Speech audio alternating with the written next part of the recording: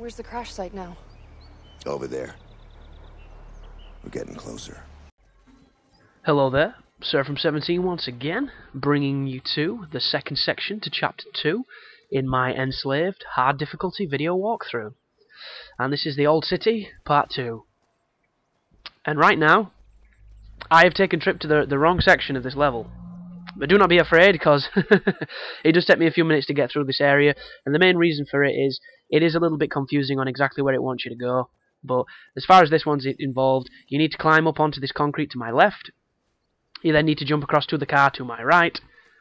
Am I going to do it? Yeah, I'm going to do it. There you go. Then you jump across to this next car. And it isn't very obvious that that's what you're supposed to do, because this game is a little... it's not too clear all the time. It can be a little bit obtuse with its signposting.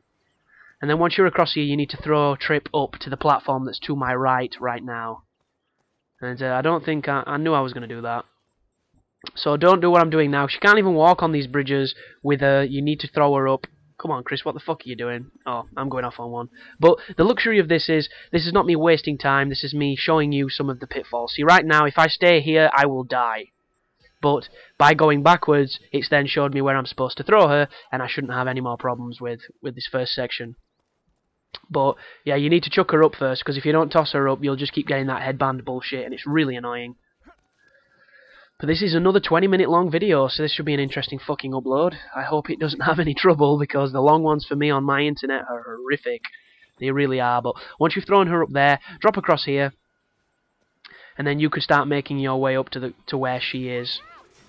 And you're going to get attacked right now, and I've got to be careful, because if the enemies can knock you into the mines, but the same can be said for them. If you knock him into the mine, it will instantly kill him, and you'll also get an achievement for doing it. But I don't think I'd do it on this run. No, I think I just play it safe and I just beat his tits off. But there you go. Pick up the orbs. And as you can see, I'm trying to find as many as I can to make it when I do get the ability to upgrade, which is, I think, coming later on in this level. I'm going to be able to buy a lot of stuff, but I'm just basically going across all the platforms I can to try and get to all the little caches. And there's one to my... There you go, to your right. With lots of shit on it. But yeah, it's about just under 2 weeks now. I think it's a week and a few days before I go to France. Before my channel is going to be 3 weeks without any videos. So I am trying to crank out as many as I can. The only problem is I've got 3 games at this moment in time, and I want to play them all, and I can't commentate and, you know, make videos while playing games. It's just, you know, not physically possible for me. And I'm lazy, so I do apologise if you're not seeing this as soon as I would have hoped. I think the main reason for it is just my internet is so depressing. And I mean that as far as the uploads. The downloads are perfectly fine. It's not exactly fine, you know, for the highest end gaming. I would love a better one for that, but it's the upload speed. My uploads take so long to do that I just don't look forward to doing it. And if I was on a better connection, it might be something that I wouldn't, you know, hate as much, and it'd probably be a lot more inspiring as opposed to this great big dredge. But the 3 games that I'm speaking of is, one of them is Earth Defense Force, that when my friends come on, we all get together and we play that, because it's a really crazy, stupid game. And I've actually started recording the Inferno run that we're having on it, which is the hardest difficulty, and it is very challenging. It's not going to be as much of a guide as some of the other ones, purely because this is a game that is pretty much built on a foundation of, if you play it for longer, you will get better.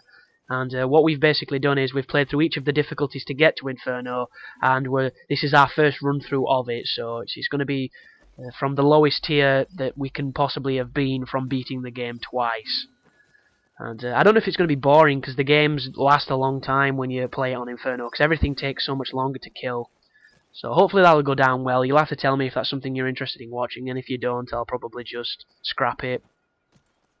But the other game is LA Noire, which I finally got. My friend borrowed it me, and the game is fantastic. Right now, you'll notice I'm running around, A, looking for any sneaky orbs, and B, because I've forgotten how to get across to that ledge where she is. And all you have to do, the bus that I was on down there, you just have to jump from that bus to the ledge that she's on. And it doesn't seem too obvious if you're not used to this kind of platforming where everything seems to be possible.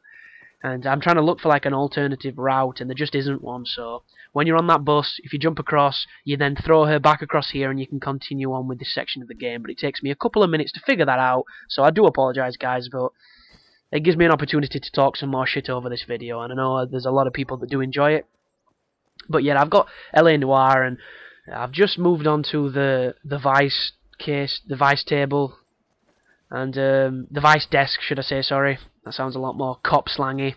And I'm having a lot of fun with the game. The game is a really fantastic piece of development. It's got its problems, but luckily enough, all its problems are everything other but the investigating stuff. Because the investigating stuff is like a more streamlined and more enjoyable version of the CSI games, which I do actually enjoy, even though they are kind of dull at times.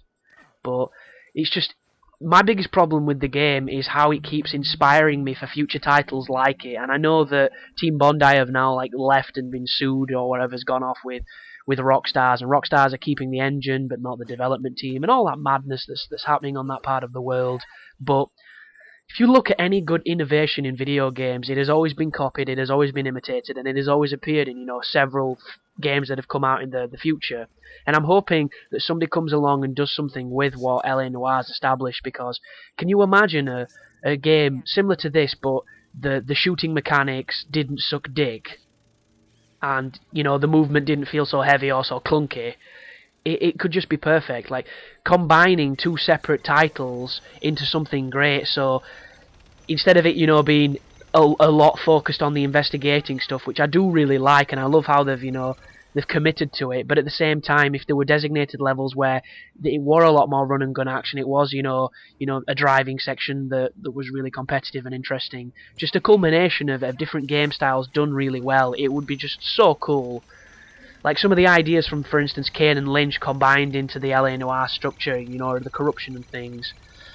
Now, I said to a couple of buddies the other day, just imagine working your way through the desks that led to like FBI and, you know, CIA, and maybe like protecting the president and through the NSA and stuff.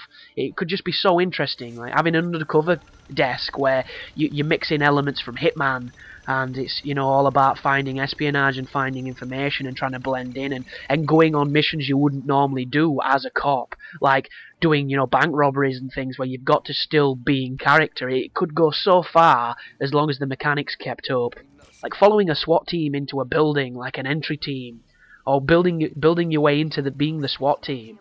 It could go so many places, and if the shooting mechanics and the action mechanics were done properly, it could be really, really cool. But it's baby steps right now. I'm just hoping that the future brings some really, really cool games, because there is definitely a place in this industry for the investigatory section of LA Noire, because it's really fun. Finding the clues, interrogating the suspects, you know, doing the cop stuff is really awesome. And it could be translated into anything. I mean, there've been people mentioning like a Law and Order game like that, which would be kind of cool. And I suppose it would be kind of cool, but there's lots of TV series just like NCIS and all those type of stuff that would really benefit from this kind of treatment. It's just fucking super. I mean, I watch a program called Mentalist with a guy in it who's Simon Baker plays him, and he's absolutely fantastic. He's kind of like a guy that knows a lot about magic, sleight of hand, and human psychology, and he's just a beast. And you could even translate that into a game of this nature. It's just, the potential is limitless. It really could be. And I do believe that LA Noire is just scratching the surface. But that is one of those games that really achieves what it tries to do, because you feel like you're in that period with the cars, with the music, with the suits, with the language and things. It's just really cool, and I'm enjoying it a lot. And I am going to be doing a 5-star case guide. It might take a while though, because some of those questions, to get them all right, is going to be a pain in the ass, because half of them don't even make no fucking sense. But yeah, I'll be looking forward to that. The third game in question is from my rental service. They finally sent me Red Faction Guerrilla Armageddon, so I'm going to be doing an insane guide for that one, and probably some multiplayer content, because I hear the multiplayer is really fun. And it's just, there's a lot on my plate, and unfortunately I'm about to be without an Xbox for 3 weeks, so yeah, that's going to suck, but at the same time, it's for something that's going to be really fun as well. So when I get back in, I think it's like August 23rd or something, I'm going to have a lot of work in front of me. And then obviously my university starts up again in mid-September, so I don't have a lot of time to do it. But Either way, I'm excited. It's going to be some interesting new content for my channel, and hopefully I won't lose all the subscribers that I've been getting, because I don't know what's happening. I don't know if people have been whoring my channel or telling their friends, but I've got like 18 subscribers in the time it took me to get 5. So I don't know what you're doing, whoever you are out there, but just keep doing it. I love you. And this fight right now is interesting because there's going to be 3 of them around you, and you need to watch the ones you're not attacking, because the one you're attacking will be stunned while you're hitting him. If he starts blocking, just use the stun move to stop him, and just watch his pals, and just keep using the stun move. It is so overpowered, it's really useful. And like I say, as soon as we get the ability to upgrade our stuff, it's going to make the game significantly easier, because we're just going to... Look at that cheeky bastard. They do a running and attack at you, and as you'll notice, it's very fast. He hit me then because of it, which is bullshit, but I'll let him off. The reason I backed up as well before when we were fighting is because when I was recording this section, I actually did a combo that was so animation heavy, I ended up in the mine at the end of it, and I died. So be very careful of that. But there's a bit of platforming coming up, and there's a turret section, and then it's the end of the level, so another pretty long one. But yeah, YouTube can be so strange when it comes to being discovered, and when it comes to, you know, people seeing your videos. You'll have times where you get no views on anything, and then other times you'll get like double, triple what you've got on your best days. It's really sporadic, and obviously it's down to the fact that not everybody has the time to be on YouTube every day religiously looking for content. But it's still kind of weird that there's no real predicting it, unless you're a massive YouTuber with a massive following that always hits, you know, like 500,000 views a video, which would be really sexy, but I'm probably maybe 2 years away from that, unless I have a massive watershed moment where people realise that I am putting interesting content up, and I am putting, you know, diverse content up, as opposed to the people that do one thing and, you know, just keep spin drying it. But this is a slow bit where you get to listen to the characters talk and collect some more orbs, and as soon as you can run, you're back in control, and it's back to doing the enslaved stuff, which is hopping around like idiots, fighting robots, and listening to Andy Serkis do his lovely gruff voice.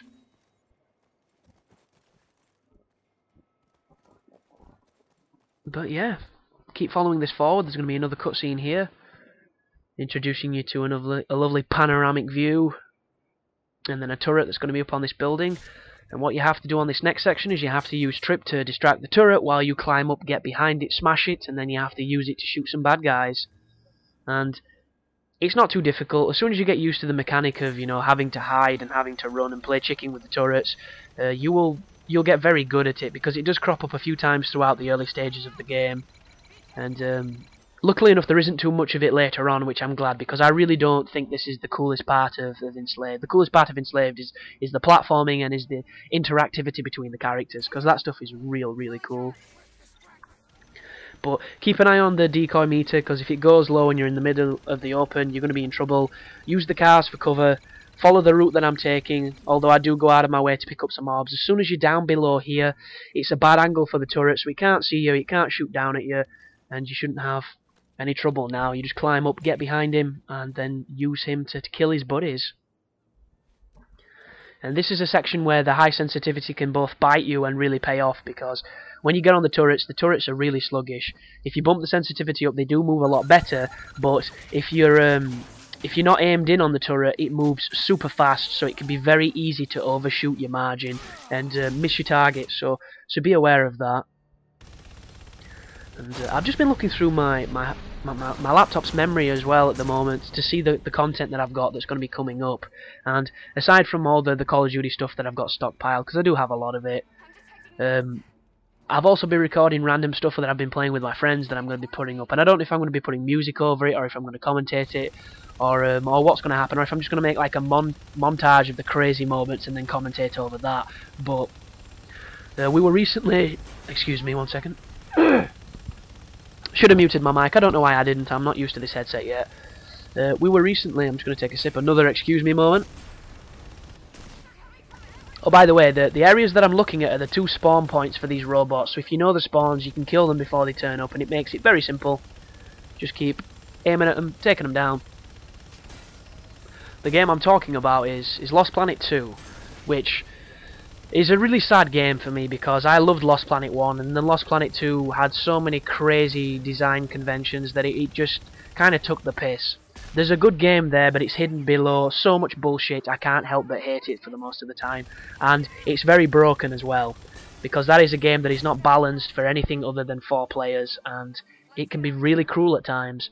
And we were playing it through on extreme mode, which is the hardest difficulty, and I need to get the achievement for it, so I recorded a bunch of levels of us playing it with 3 of us, and there's some really funny moments. There's also some pretty dull moments, you know, just the standard generic shooting business, but it could be quite interesting to throw up, to have something different. It's not the most challenging game. The only reason the game's challenging is because it's bullshit. Like, there's moments when you'll get instantly killed, and there's moments when you'll fall off and you'll die, and it's just got an interesting respawn mechanic and a lot of really broken bullshit things. But that's something that's going to be getting thrown up anyway once I figure out exactly what I'm doing with it. I do have a Call of Duty 4 fail montage that's got movie clips and some music over it.